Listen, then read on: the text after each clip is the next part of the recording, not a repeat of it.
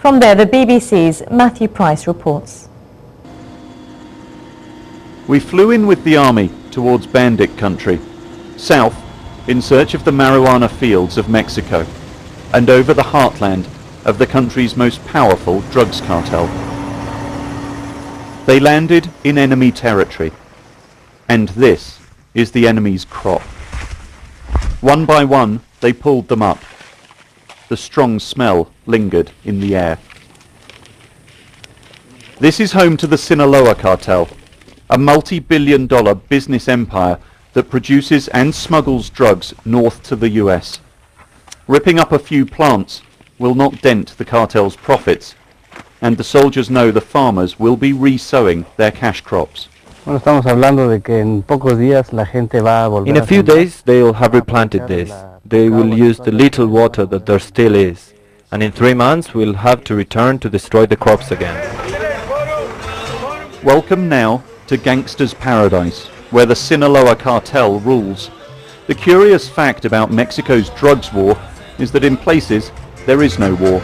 The Sinaloa cartel is so powerful, no other group, not even, some say, the state, gets a look in. It helps to keep the peace. The President of the United States and the President of Mexico. Felipe Calderon recently went to Washington. Together, both countries, both men, have declared war on drugs. Neither has found a way to win. 3.5 years ago here in Mexico City, Felipe Calderon was sworn in as president and immediately declared war on the drug cartels. Since then, a bewildering 23,000 people have been killed in drug-related violence. Today, a majority of Mexicans believe their president is losing that war. And there is here a growing fear that the cartels are simply too entwined with the political establishment and indeed society as a whole to ever be defeated. But even critics of the president say there's a deeper problem. A former foreign minister believes this so-called war was ill-conceived. The cartels are probably more powerful than anybody thought, but the issue really is to determine whether you want to take them on all at the same time and on all of their activities. What is it you're after? What kind of a war is this? What is it you're really after? And that's never been clear, I don't think, in the government's mind, and certainly hasn't made it clear to Mexican society. This is how the war's been fought so far. The northern border city of Juarez has been flooded with police and army. A shock and awe attempt by the president to bring down the murder rate.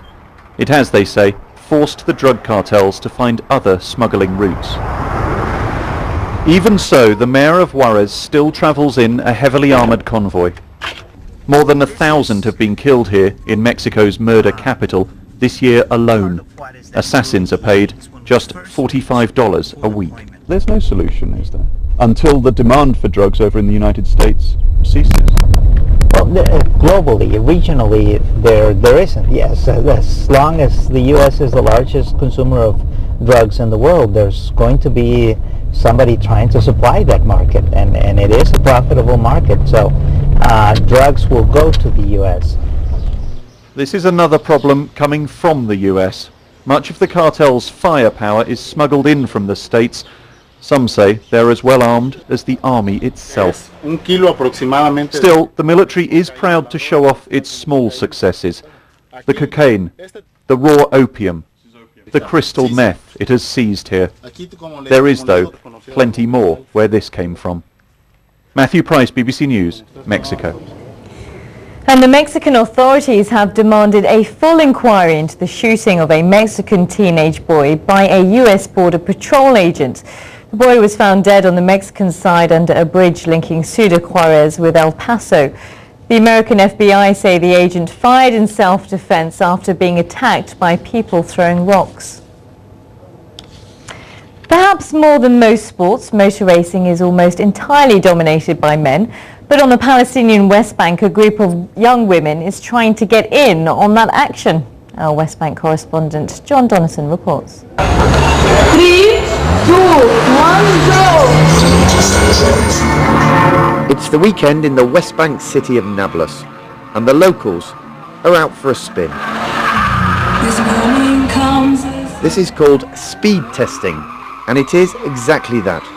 drivers race against the clock on a somewhat circuitous route.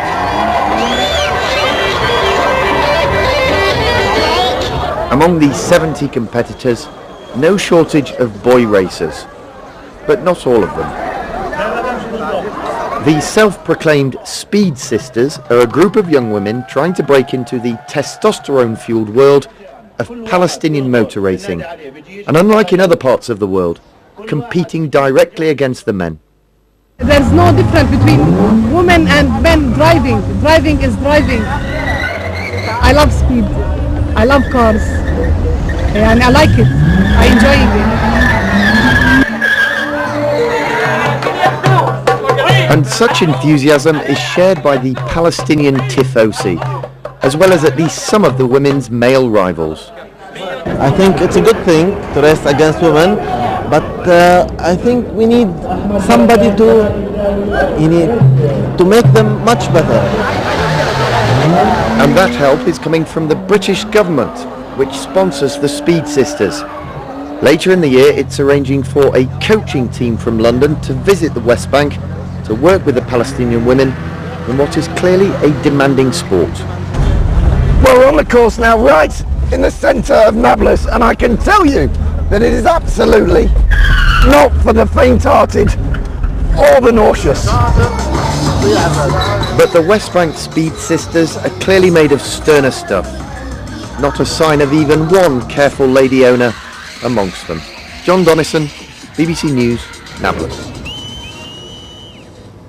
South Korea has delayed its latest attempt to launch a satellite-carrying rocket because of problems with the fire extinguishers on the launch pad. It hopes to become only the 10th country capable of launching satellites independently. Last year's attempt prompted criticism from the communist north. Let's just bring you a reminder of our main news this hour. The United Nations Security Council has adopted new sanctions against Iran because of its nuclear program. Afghan officials say an explosion at a wedding in Kandahar province has killed 39 people. And finally, President Obama has described the situation in Gaza as unsustainable and announced a big aid package for the Palestinians. Plenty more on this to come. Stay with us. You're watching BBC News.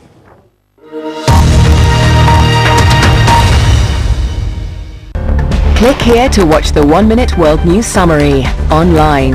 bbc.com/news. Watch the news unfold. 32